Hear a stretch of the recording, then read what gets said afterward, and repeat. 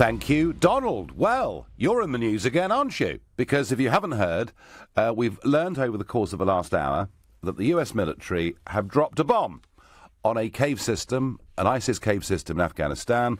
The bomb is described as the mother of all bombs. I guess Donald would use the word huge, probably.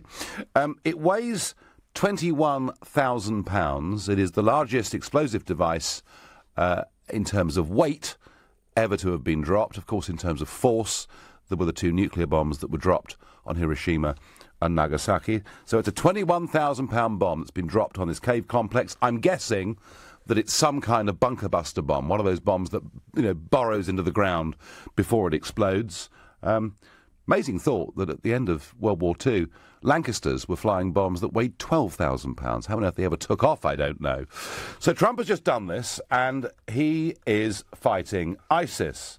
There will be a lot of Trump supporters, both on this side of the pond and the other, whose initial reaction to this will be, well, at least with this, he's doing what he said, because he never really ever held back on saying that ISIS were the enemy. And here's a little clip from Donald Trump on the campaign trail in Iowa.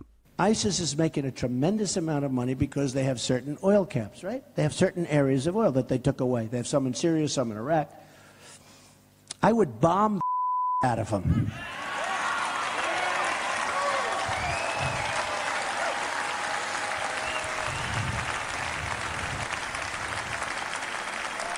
I would just bomb those suckers.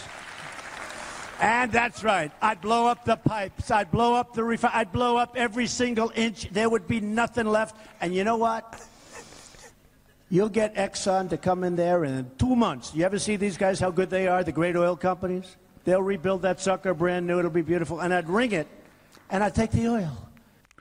Well, Exxon, of course, which at that moment in time was led by a man called Rex Tillerson, who happens just now to be the Secretary of State. Wait, won't be Rex Tillerson who's going in and doing it. So I don't think there's any particular confusion about how Trump felt about ISIS and what he was going to do if he became U.S. President.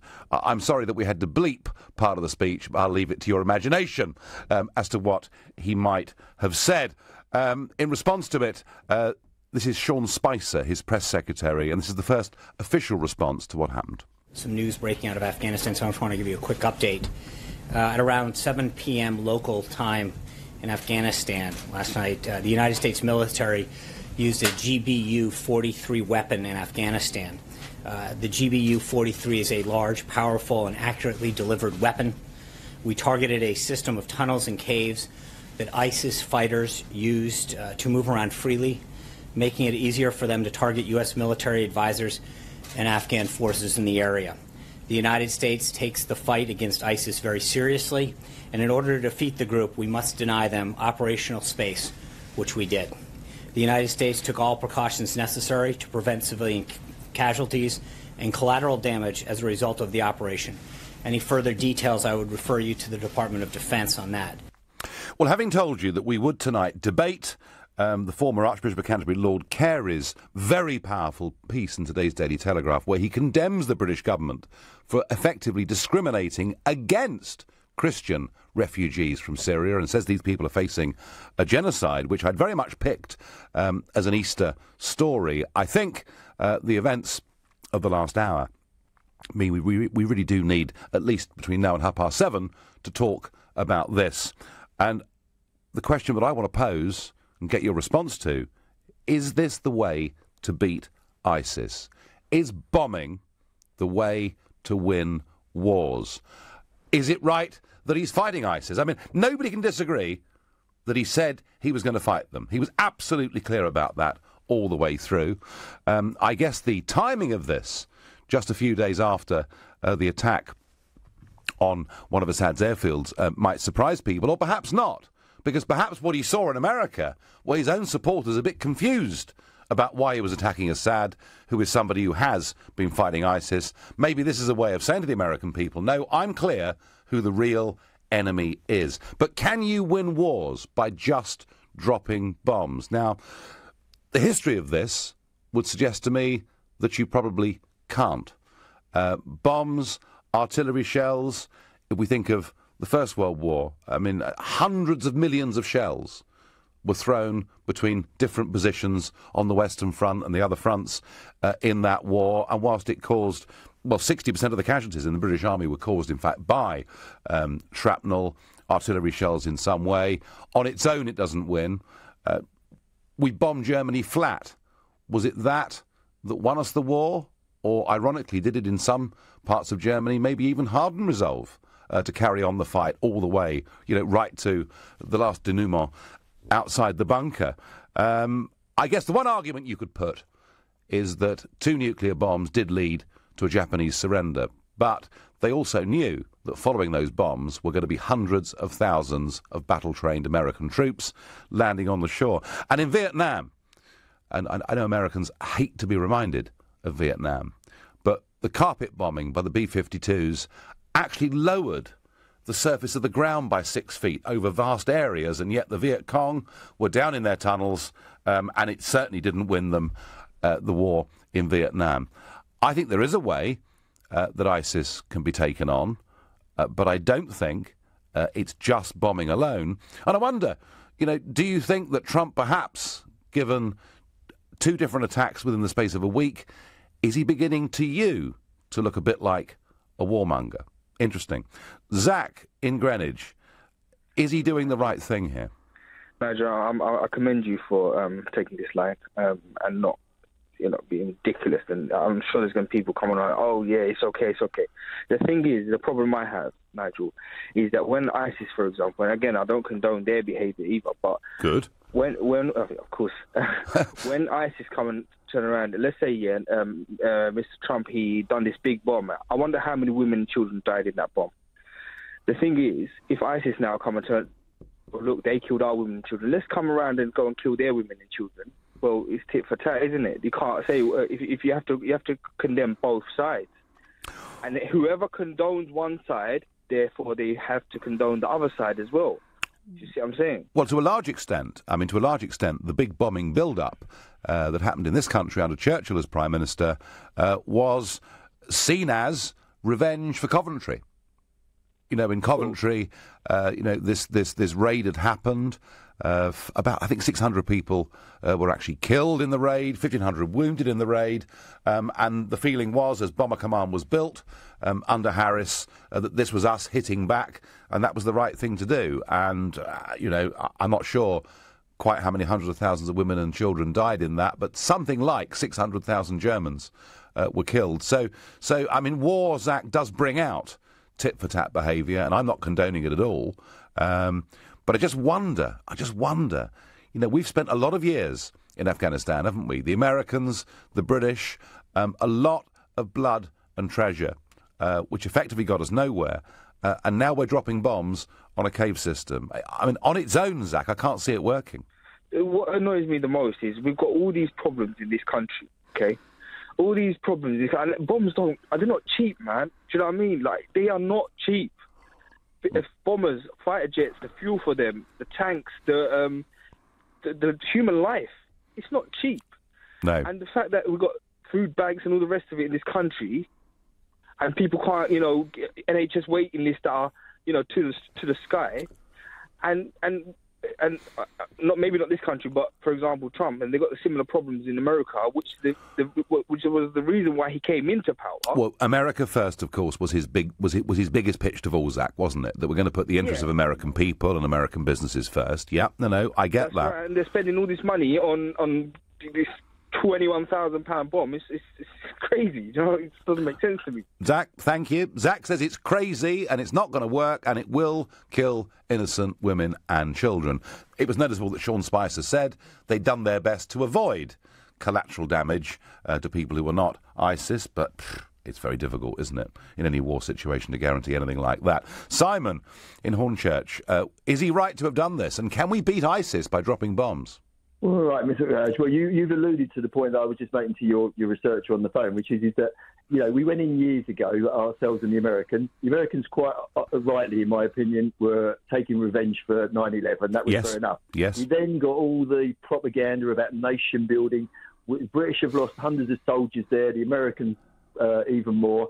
I assume this bomb was dropped because there's a threat to American troops that are still there. They've had to re-escalate their involvement there. After all these years, it hasn't changed anything.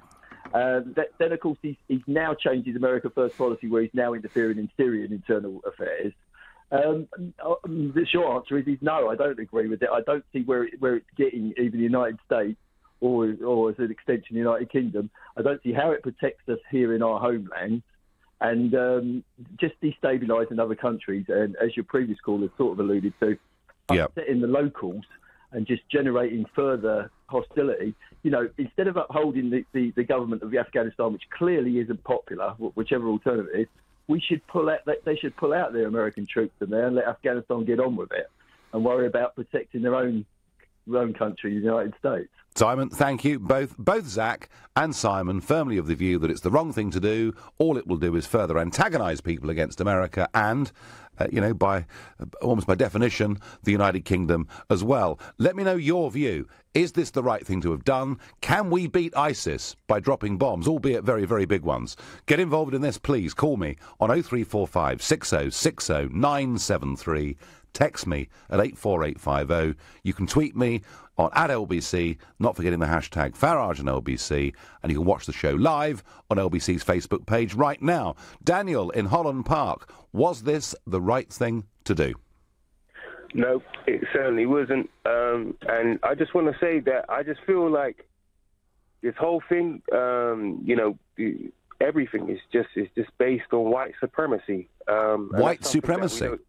Yeah, it's something we don't talk about, but it's something I think we need to talk about. It's definitely a topic, and I know everyone shies away from it, but, what have the Afghanistanis, what have they done? What has the Middle East done? This is all about white power, because it seems like, because literally, if you look at the world's history and you go back in time, it's always the white supremacy making the first move.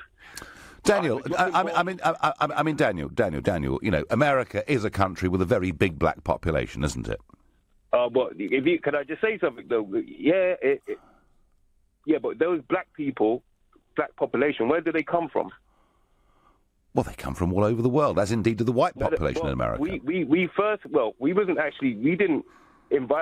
was taken and captured, shackled, and brought over to America as slaves. That's how we first was there. That's bottom line. Well, and Daniel, there could be people that argue that the Irish population in America are there because the Brits treated them badly and all the rest of it. I don't know that helps. Are you seriously telling me, Daniel, that you think what Trump has done today is an act of a white supremacist? Oh, definitely. He is one. Okay, Daniel. No, I don't at all. But Daniel, I take your point. I hear what you have to say. Thank you.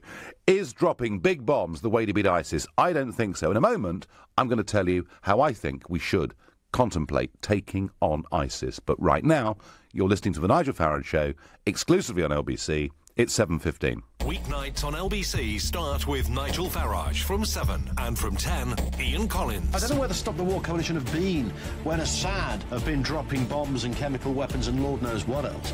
Where were they? For an organisation that claims to be against any kind of warmongering, it appears that only when the West lifts a finger do they, like a bunch of crazed meerkats, raise their head and mooch down to Downing Street with a big old megaphone. Leading Britain's conversation. Weeknights on LBC. Are you confused about PPI? At PPI Hotline, we want to give you the facts. There is absolutely every reason to check you had PPI. Even if you think you never have, we can help you find out, as you could be owed thousands. And now there's a deadline. We just need the name of the bank you've had loans or credit cards with, and we'll check for free. So find out now if you're owed by texting WIN to 83222. PPI Hotline. Text WIN to 83222. Divorce. It threatens the things you've worked hard for in more ways than you can imagine. Your home, savings, pension, and most of all, your relationship with your children. Don't let divorce cost you any more than it has to. Cordell & Cordell is dedicated to helping men in matters relating to divorce. Call now on 0330 60 60 161 or visit cordellcordell.co.uk. Office in central London. a partner men can count on. Check warning lights. Check climate control. Check behind back seat for lost dog toy.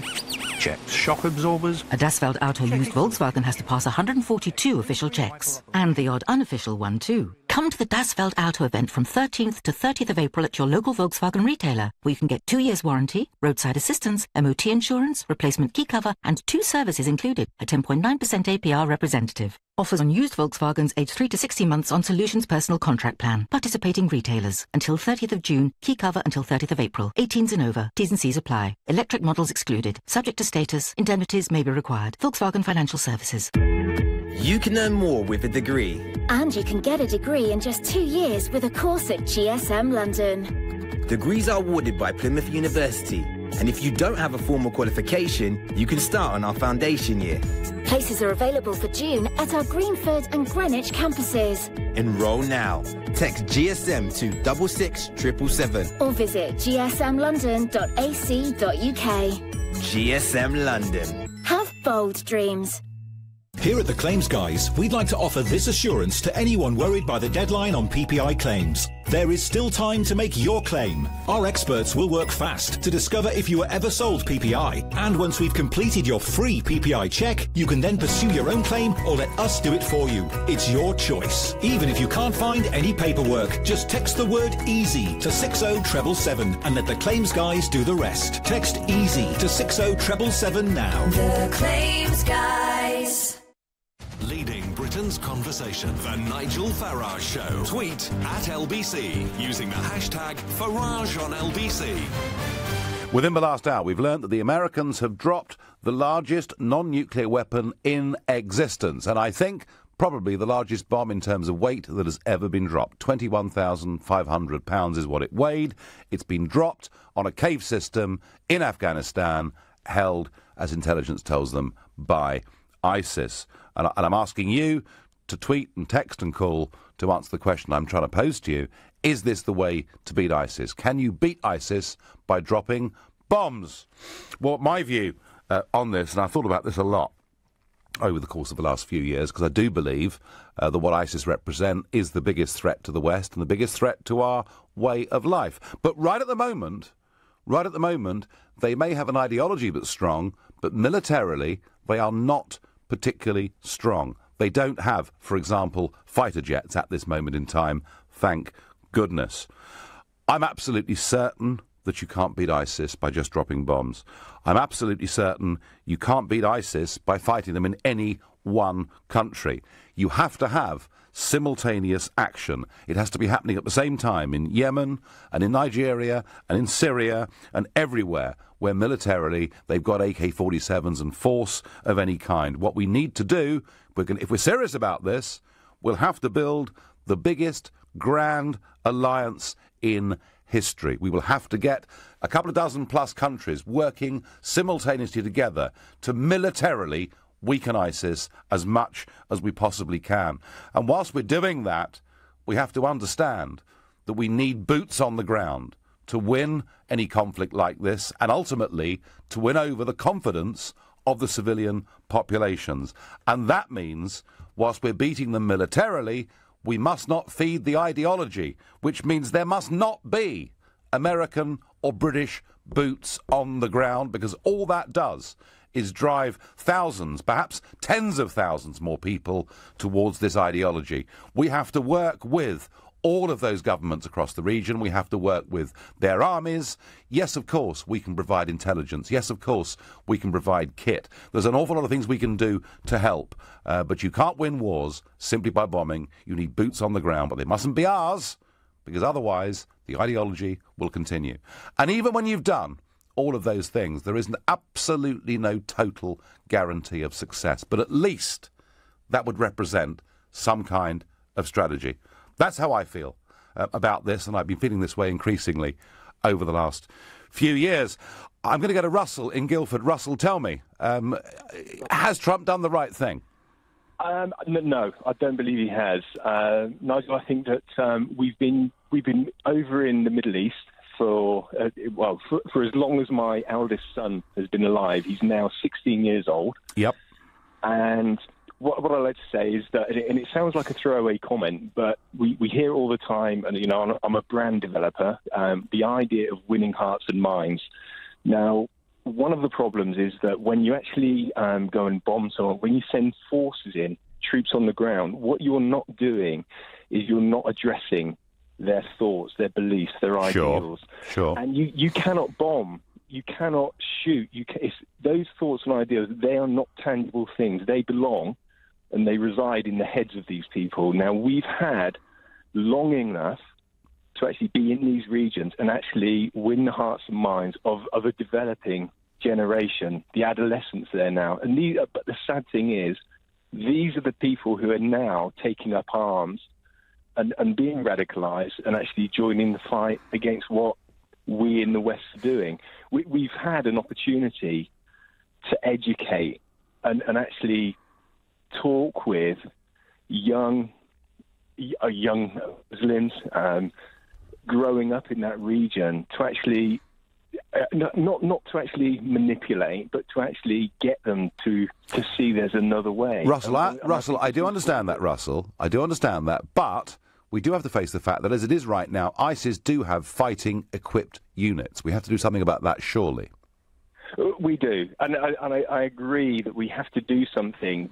However, it's not going to help our cause in terms of actually going in and actually building that because as we've seen throughout history, the changes finally come when discussion takes place and when talks take place, and just bombing in this way, it is not identifying the key people that we can be talking to. No, and Russell, the point you make, this has been going on as long as your 16-year-old has been alive in Afghanistan, is a very strong and powerful point, and I thank you very much indeed for making it. Matthew from Costa Rica, has Trump done the right thing?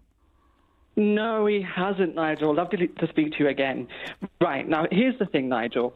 I've been a fan of yours since anybody really knew who you were. Yeah. And it's been a delight to see your rise to fame. But there's a but coming. I can tell. Go on. Right. And the thing is, a lot of people think that, you and perhaps Katie Hopkins are the Donald Trumps of the UK, but you're not. You have always said over the last decade, we need to have less of invading other countries and trying to topple foreign dictators. Yep. Do not poke the Russian bear. Yep. And now this is actually happening. This is the time, and I really just want to plead with you to stick to your principles and speak out against what Donald Trump is doing. Well, Matthew, yes, he's your friend. Matthew, I really couldn't have been much clearer last week in the way that I felt about what had happened in Syria. Even last night on the show at 7:30, I was using some of the views of Scott Ritter, the former UN weapons inspector, the man who told us, by the way, that Saddam did not have WMD, and yet we ignored him. And he was telling us that he felt that the likelihood was actually that a bomb had been dropped on an ISIS dump that held chemical weapons. So I think if you look at what I've been saying, Matthew, over the course of the last week, I've been really very, very worried indeed. It is harder for me to condemn today's bomb, because he did actually make it pretty clear in that speech in Iowa, which we'll play again in a minute, what he was going to do. But Matthew, equally, one second, Matthew, I've also just said in the last few minutes that you can't beat ISIS by just dropping bombs. So I think I'm being pretty clear. That's fair enough, but just in reference to, the previous attack against Assad, I do feel that you could have been more direct in your condemnation. Maybe take a leaf out of Katie Hopkins' book, and say, she woke up that morning and said, "Where is my president?" And perhaps you could have done the same. This is not right. My biological lie detector says that Assad did not drop those chemical bombs, and I think you, in your heart of hearts, that's not true. Matthew, I've been making these arguments over the course of the last week. I've been pretty clear about it. And, Katie Price, if you're listening, we'll be keen to have your view too. Matthew, thank you. Ricky from Grove Park asks me, Nigel, can we beat ISIS without America and the UK? Well, I think I've laid that out, Ricky, that we can be very, very useful, but if it's just us going into other people's countries, whatever we do militarily, we probably will continue to foster the ideology. Hi, Nigel. Did Trump drop this bomb to show North Korea America's firepower? Terry in Milton Keynes. Terry, that's a very, very thoughtful point indeed. And I get one here. Nigel's appeasement attitude is surprising. I thought he was made of stronger stuff. You cannot fight fire without a good dose of water, says Manuela from Worcester. Well, I've never set myself up to be a warmonger and out for invading and bombing everybody. I'm going to ask Jack in Epping, is dropping a bomb, or perhaps a lot of very big bombs, going to be ISIS? No, I don't think it is. Good evening, Nigel. Good evening. I don't think it is. I think that dropping a B-52 full of Agatha Christie novels would probably be more effective than a big bomb. Why Agatha Christie, Jack? Tell me. Well, it's actually a quote from Billy Connolly. Oh, is it? Oh, there we are. I'm ignorant. Right, thank you. But no, I commend you on your knowledge of military history that you briefed us with at the beginning of your show. Yeah. And I believe it's only recently that certain medals have been awarded to, the British airmen that, did the bombing campaigns in Germany and things like that. And I think it's only now that they have, been recognised. Well, we rather turned our backs on Bomber Command. There was a feeling that Dresden was a raid too far. And there was a feeling that Churchill rather dropped them, actually, in May 1945. And it wasn't until a few years ago when a big Bomber Command memorial went up, privately funded, went up, and it's down just off Hyde Park. And anyone visiting London, it shows a big bronzes of a Lancaster crew. And it's well worth going to see. So, Jack, we did rather, even in 1945, even when we found out what had happened in Belsen, what had happened in Auschwitz and elsewhere, even then, there was a feeling in this country, amongst some, that perhaps we'd gone too far. And, yeah, we killed an awful lot of people, and, yeah, we knocked out factories and railway lines, but, you can't... We would not have got a German surrender just by bombing. We had to have people actually there on the ground. And that, Jack, I think is the point with this. But listen, go on. To do is that I think that, with a smart bomb or the largest, non-tactical nuclear weapon bomb or whatever it was, I think that is, it's only going to turn... people against us, because it's the people on the ground, it's ISIS on the ground, or formerly in that region, probably the Taliban. And saying to civilians that are being killed by bombs, look at what they're doing to us. Jack, I get it, I understand it. Crystal on Facebook messages says, the mother of all bombs was dropped after Afghanistan was already destroyed. Where's the logic? Well, I guess the logic, Crystal, is that they were holed up in these caves. Ian says, there is no talking with terrorists. Nobody can change their minds. Maybe that's about the first comment I've really had tonight, suggesting that this is the right thing to do. Most of you don't think it is. More of this in a moment. Was he right to drop this bomb? Can we beat ISIS by bombing? You're listening to the Nigel Farage Show, exclusively on LBC. It's 7:30, and time for the news with Rupert Bartier. The United States has dropped what's described as the mother of all bombs, the largest conventional bomb in its arsenal in Afghanistan. It weighs 9.5 tons and was used to target Islamic State group caves. Syrian President Bashar al-Assad has questioned whether the chemical attack in his country actually happened. And if it did, he says his regime had nothing to do with it. It's thought at least 80 people were killed in Idlib province last week. And the lawyer for the passenger dragged off a United Airlines flight says he suffered a concussion, a broken nose, lost 2 front teeth and has other injuries. Dr. David Dow was removed after being randomly selected to leave the flight. LBC weather. Cloudy with showers in northern parts, mostly dry elsewhere, a low of 7 Celsius overnight. Tomorrow, cloudy with rain possible, a high of 16 degrees. LBC Travel, good evening. I'm Andy Lake. Well, starting off in Hertfordshire, the M25 is blocked. That's clockwise just by the entry slip at junction 23 for the A1M after a collision. It's bottlenecking badly as it has to use the exit and entry slips to get past there. The M25 also crawling clockwise in Kent. That's between junction 12 for the M3 and 15 for the M4 with the Easter bank holiday getaway. Into London now, the North Circular queuing northbound approaching the A40 at the Hanger Lane Gyratory. That's been bad for much of the afternoon actually. And in Norfolk, the A47 stays closed for now eastbound to recover a serious accident at the Honingham roundabout just west of Norwich, causing delays all around that neck of the woods there. Onto the tubes, do be aware throughout the Easter bank holiday weekend, part of the Circle, District, Hammersmith and City and Metropolitan lines will be suspended, so make sure you do double check before you travel. For more real-time traffic updates, go to lbc.co.uk. This is LBC.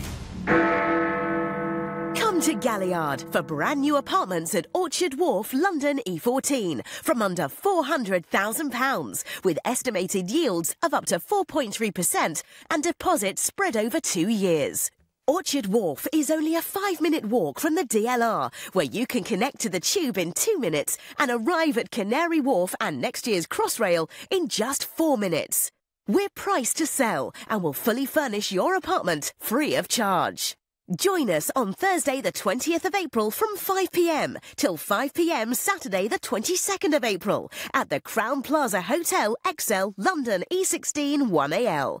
Call 0203 770 6300 or visit galliardhomes.com. That's galliardhomes.com. I wish I could create content like videos and music. But I need the skills to bring my ideas to life. I wish I could get trained up for a media career. While studying for my GCSEs and A-levels. The Global Academy in Hayes is a state school for 14 to 19-year-olds interested in a media career. Our next open day is on the 26th of April, so register now at globalacademy.com. At Oak Furnitureland, everyone knows our furniture is 100% real hardwood. And it's also 50% off. But most importantly, it's 100% real hardwood. Yes, but don't forget it's also 50% off. Don't miss Oak Furnitureland's Easter sale, where everything's 100% real hardwood with up to 50% off. Our Easter sale ends Monday with up to 50% off. Visit oakfurnitureland.co.uk to find your nearest store. Oh, the garden's an absolute mess. It's my turn to have the cross-stitch crew round for tea and Battenberg. I'll have to get a landscape gardener in and a wildlife expert. It's a jungle out there. We could be eaten alive by those deadly flutterbugs. Oh, relax, relax. It's Trust a Trader. Marvellous local tradespeople who've been tried, tested and reviewed. All specialists in their areas, from landscape gardening to pest control. Oh, visit trustatrader.com. Trustatrader.com. Starvation is a reality across East Africa. Donate to the DEC appeal. Go online or text radio to 70000 to give £5. Don't delay. The Nigel Farage Show on LBC. Well, one thing Donald Trump does try to do, or has tried to do, in these first few months of his presidency, is to keep his promises, which is what shocked everybody so much about the intervention in Syria that took place last week. But there wasn't really much confusion about how Donald Trump felt about ISIS and what his actions as president might be. This is a clip from Iowa when he was out there on the campaign trail. ISIS is making a tremendous amount of money because they have certain oil camps, right? They have certain areas of oil that they took away. They have some in Syria, some in Iraq. I would bomb the out of them.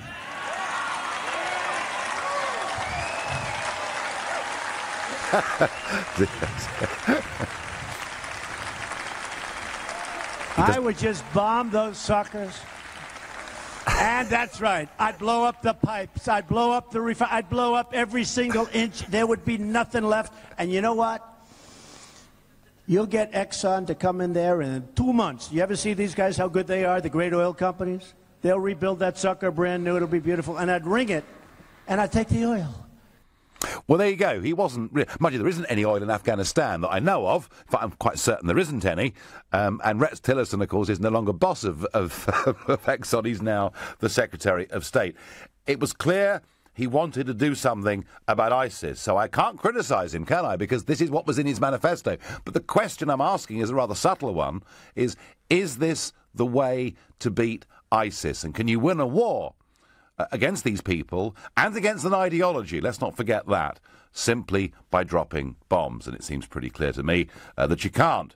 And I wonder whether some of you think that Trump now is in danger of looking like a warmonger. It's a question I'm asking you. Hi, Nigel. I wish I had the chance to write on the bomb. This is for Nice, the Bataclan, Westminster, San Bernardino, Bombay, Charlie Hebdo, 9/11, Germany, Sweden, 7/7. I could go on, says Kevin in Birmingham. Kevin, I absolutely get that. You know, and listen, I've been saying for a long, long time, in fact, for many, many years, this is the greatest threat we face to our way of life. And I do want us to do something about it, but I don't believe bombs alone are enough. On Twitter, I get dropping a couple of massive bombs in the right places is a start. ISIS has declared war on the West, whether we like it or not, and that's from LHT in London.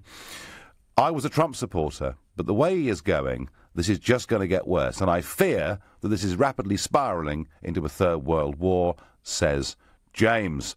I wonder what Vladimir in Belfast thinks about tonight's events. Hi, Nigel. Good evening. Good evening. What do you think, Vladimir? Is dropping the mother of all bombs the right way to beat ISIS? Yes, it is, and it's delivering a promise, I think. However, it's not enough. Where ISIS are operating in the Middle East, a full-scale ground force is needed. Air support is needed as well.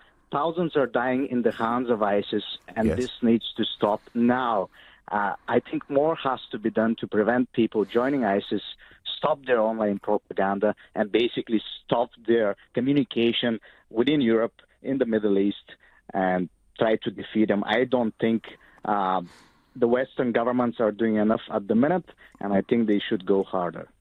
OK, so you've got no problem with what happened today, but you do think we need ground forces to win the war. And Vladimir, I agree with you. I don't think a war is winnable without ground forces, but I also reiterate the 2 points I made earlier. Firstly, you can't do this in one country. You have to do it in lots of countries simultaneously. But Vladimir, do you agree with me that when it comes to the boots on the ground, that they should not be American or British boots? I don't agree with that completely. I think it should be joint force with local governments and also British and US forces, maybe NATO forces. Well, interesting, isn't it, that one of the things that we've been talking about on and off on this show over the last few months is NATO and a redefinition of NATO's role.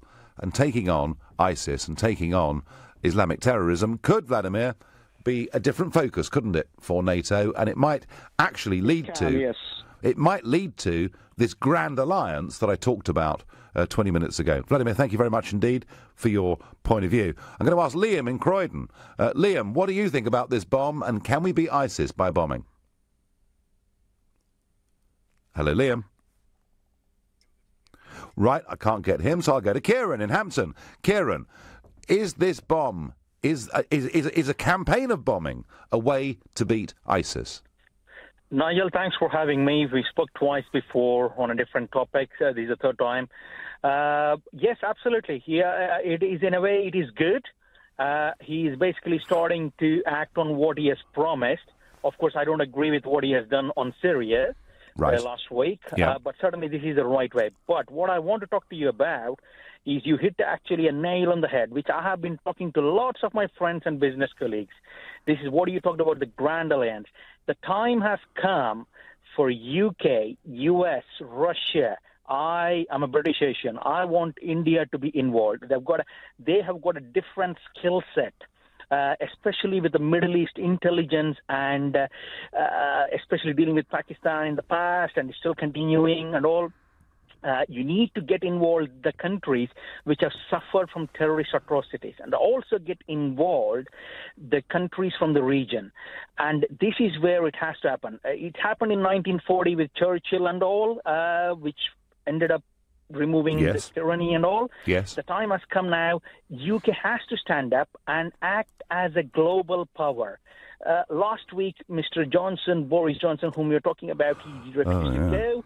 Now it is time that he has to step in, especially once Brexit has delivered. We need to stand up for right causes. Well, Kieran, I get your point, but the Foreign Secretary, Mr. Johnson, who was supposed to go to Moscow to meet the big bosses, cancelled his visit and instead tried, without meeting them face to face, to impose extra sanctions on Russia, only not to get international agreement. Kieran, you agree with my point about the attempt to form a grand alliance, and you're quite right to include India, who've suffered with Islamic terrorism, and I know through border disputes and everything else, they fear this as much as anybody. Kieran, thank you. Liam in Croydon, is your line working now? Yeah, I accidentally muted my mic a minute ago. Right, OK, so, dropping bombs, is it the way to beat ISIS? Well, it can help, but it's just not the way on its own. No, so what would you do? We need to send some troops in, maybe some of the other EU, well, we're also not EU anymore, but some of the other European countries can step in. I don't see them doing that in a hurry, do you really? Well, they need to, because it's a big threat to everyone. It is a big threat to everyone, but Liam, my worry is, and I'm, if this grand alliance was to be formed, and we were to provide intelligence and equipment and all sorts of things, that would be great. Fine, I'm with it. But I still repeat this point, that if it's British and American troops on the ground, we may be likely to actually alienate local populations by being seen as invaders, as opposed to working with, training and arming the armies and militias in those countries. Isn't that like how ISIS was formed? Didn't America arm them to fight Assad? And then... yes, that is very true, but we'd be working here with governments. Yeah, I mean, actually, America, particularly in Afghanistan, was arming the people who were taking on the Russians, and look what we finished up with. And yeah, I get that, Liam, but I'm talking here about governments working together. I'm talking about forces that are working for and with governments. And yeah, there are always risks of fragmentation. I mean, I'm not quite sure how many opposition groups there are in Syria, but perhaps it's dozens, so it is very, very difficult. None of this is straightforward, Liam. I just fear that us being seen to be invaders, we might beat them militarily, we might take out their guns and their weapons, but we might actually foster that ideology even further, Liam. That is my point. Yeah, no, I agree 100%, yeah. Yeah. OK, thank you very much indeed. On Facebook, Richard says, bomb their infrastructure to limit their ability to perform. Boots on the ground to mop up will end it. But can you really destroy an ideology? Well, Richard, this is the point I keep coming back to. Junaid says, I thought Donald was going to be different. I was in favour of him compared to Mrs. Clinton, but he's proven to be another puppet. Paul Bates says, my dad flew in Lancasters and was the guy who pressed the button to drop the bombs, but he would never talk about it. And there were many, Paul, in that generation who never talked about it. Right now, you're listening to The Nigel Farage Show, exclusively on LBC. It's 7:45. Coming up at 8 on LBC, Clive Bull. After the airstrike on Syria, the US has now dropped its largest ever non-nuclear bomb in Afghanistan. Is this what you were expecting from President Trump? Clive Bull on LBC. Can you hear that? Yes. Just listen. I know, it's the sound It's the sound of hardwood furniture from Oak Furnitureland. It's the unmistakable sound of craftsmanship and quality at its very best. Actually, it's the sound of customers knocking on the door to get in. Well, don't just stand there, let them in. The new Oak Furnitureland Brent Cross Superstore is now open. For exclusive savings and up to 50% off, visit your new Oak Furnitureland, Brent South Shopping Park, Brent Cross. Here at the Claims Guys, we'd like to offer this assurance to anyone worried by the deadline on PPI claims. There is still time to make your claim. Our experts will work fast to discover if you were ever sold PPI. And once we've completed your free PPI check, you can then pursue your own claim or let us do it for you. It's your choice. Even if you can't find any paperwork, just text the word EASY to 60777 and let the Claims Guys do the rest. Text EASY to 60777 now. The Claims Guys. Welcome to London's exquisite Indian dining experience, Marla Restaurant. The finest North Indian cuisine in the most charming setting. Find us in the heart of one of London's divine hidden gems, St Catherine's Dock. Marla Restaurant. Visit us in St Catherine's Dock or go to marlarestaurant.co.uk. Marla. Discover a jewel in London's secret paradise.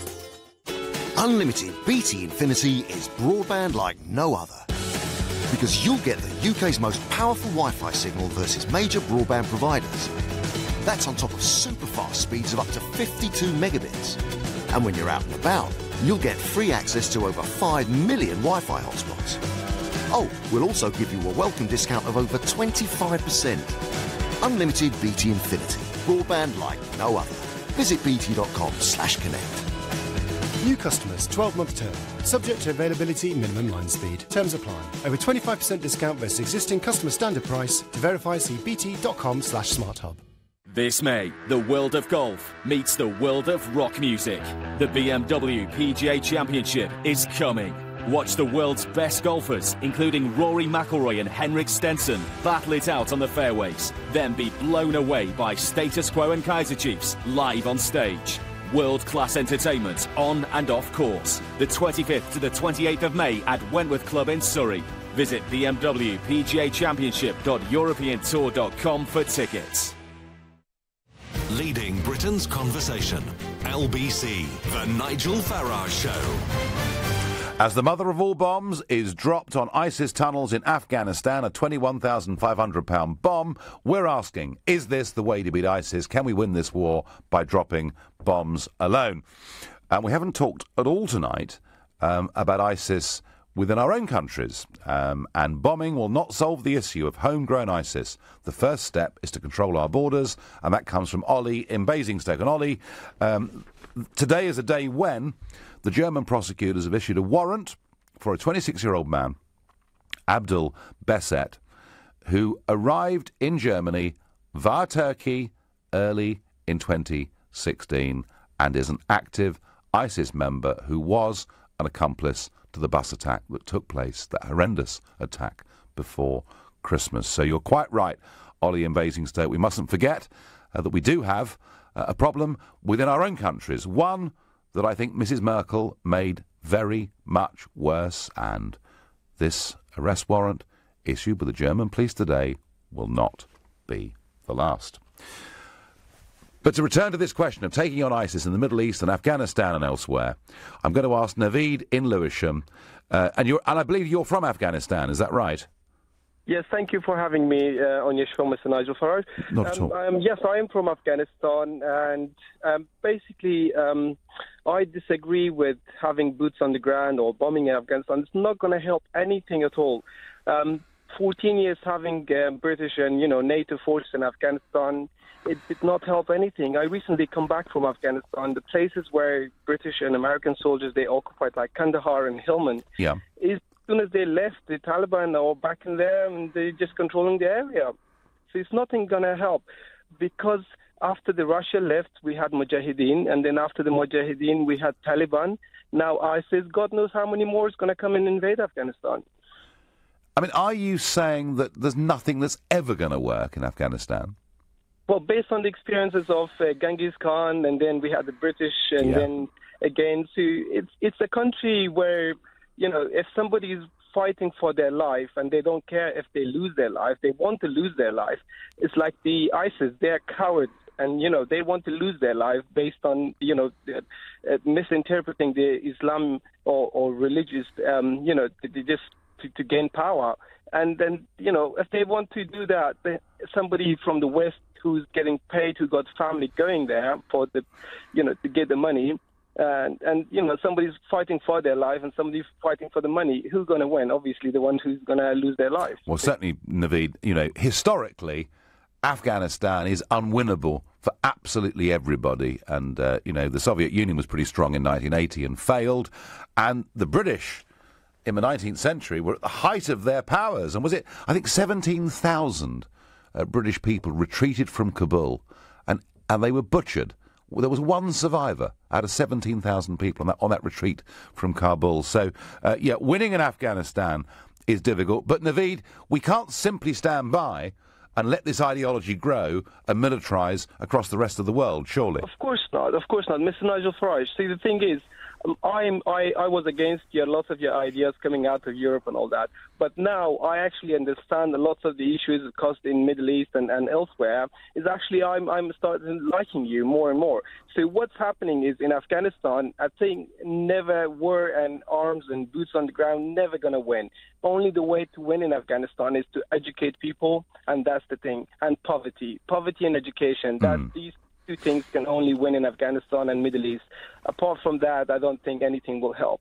Naveed, thank you, and that sort of further backs up my thought that British and American troops going into these countries look like invaders. On Facebook, Paul says, I suppose they managed to hit the right target. I jolly well hope so, Paul. Billy says, much as I hate wars, I would drop more bombs, preferably of the nuclear kind. Thank you, Billy. Frankie says, ISIS wouldn't exist if the UK-US didn't invade Iraq. Well, Frankie, I have to say, I have said this before, that I think our actions open the door to something even worse than Al-Qaeda and the things that went before it. I'm going to ask Andrew in Docklands. Andrew, tell me, can we beat ISIS by bombing? Is the idea of a grand alliance perhaps the way to go? No, absolutely we can't. And I listen to people like Congressman Ron Paul, and his son is a senator now, isn't he, Rand Paul? Yes. And he's been the wisest voice. Ron Paul has been the wisest voice through all of this conflict. You can't do anything, by bombing people. You just create more of the same problems. And of course, I feel actually very, very sorry for the people in the Middle East. We're on our fifth country that the West has destroyed out there. We've suffered the migrant flows. Of course, the big corporations have made a lot of money. War is a great business. And I just think that, if you look at Vietnam, they bombed, goodness knows how many bombs they dropped down there. And, and it was like ants just regrouping around, once you throw a stone at their nest, it just bounced off them. And Afghanistan, all those places are so resilient. We have to cut ISIS off, firstly, by stop interfering in those countries. Let those people fight for what they believe in, and let them get the kind of government they deserve, just as we are now, creating this revolution here. We're fighting to get the kind of government. And we must stop the money too, Andrew, mustn't we? We must stop the money. I mean, I've played that Trump clip, and Trump was talking about oil and money. We must try and stop that too. Andrew, thank you. I must move on. I've got others that want to call. Hamid in Wembley, good evening. Good evening, Nigel. Thank you for having me on your show. Not at all. I am from Afghanistan myself, and I would like to say that ISIS stands for an Islamic State of Iraq and Sham, which is Syria. Yes. It has no grounds in Afghanistan. The people of Afghanistan have rejected ISIS and their ideology. Afghans are not Wahhabis. We have rejected them long time ago. I would like to point out that this is the rebranding of Taliban, and it's been done by Pakistan because you answer part of the question yourself. You said that Afghanistan is a poor country. We don't have any oil. So ISIS cannot sustain itself unless they get help from their neighboring countries, which they are getting from Pakistan. Pakistan is supporting them. And let me remind you that Ayman al-Zawahiri is in Pakistan, Al-Qaeda's current leader. Osama bin Laden was found in Pakistan, and every other terrorist in the region is sheltered in Pakistan because Pakistan used terrorism as a foreign policy to achieve its objectives, especially in Afghanistan. And yes, once again, ISIS is not in Afghanistan. They come and go. They come and attack, and then they go. So if you're bombing Afghanistan, you're going to have a lot of people revolting against the American presence and against the American and British troops. Afghans are pro-democracy, and we have proved that in the last election. Even 90-year-old women went to cast their votes. We are pro-democracy. We have rejected the Wahhabi ideology. Well, that's a lot of the fact that you're rejecting ISIS wholesale is good news. Thank you, Hamid. And I've got some up-to-date news.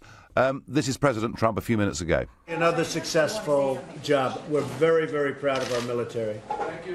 Just like we're proud of the folks in this room, we are so proud of our military, and it was another successful event. Did you authorize it, sir? Everybody knows exactly what happened. And what I do is I authorize my military. We have the greatest military in the world, and they've done a job as usual. So we have given them total authorization, and that's what they're doing. And frankly, that's why they've been so successful lately. If you look at what's happened over the last 8 weeks and compare really to what's happened over the last 8 years, you'll see there's a tremendous difference. So we have incredible leaders in the military, and we have incredible military, and we are very proud of them. And this was another very, very successful mission. That was President Trump, and I've got a tweet in from William R. Buckley, a very well-known American current affairs commentator. Nigel, listen to me. Trump knows what he's doing. He always starts by hitting first and makes friends later. He is hitting first. Interesting. William, I haven't criticised him for what he's done today. What I have said is a more nuanced response, that you can't win, you can't beat ISIS just by fighting them on your own. You have to fight them across a whole range of countries. You have to win the war on the ground, not just in the air.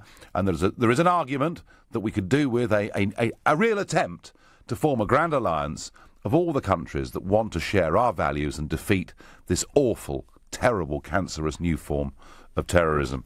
Well, it's the Easter break coming up, and today is the day of the Last Supper, and I thought that former Archbishop Carey this morning, I thought what he said in his article in the Daily Telegraph was fascinating. Now, I say this because I, in 2013, was the first party leader in the United Kingdom to say that I thought we should take some Syrian refugees into our country, and I particularly thought we should take some Christian Syrian refugees into our country.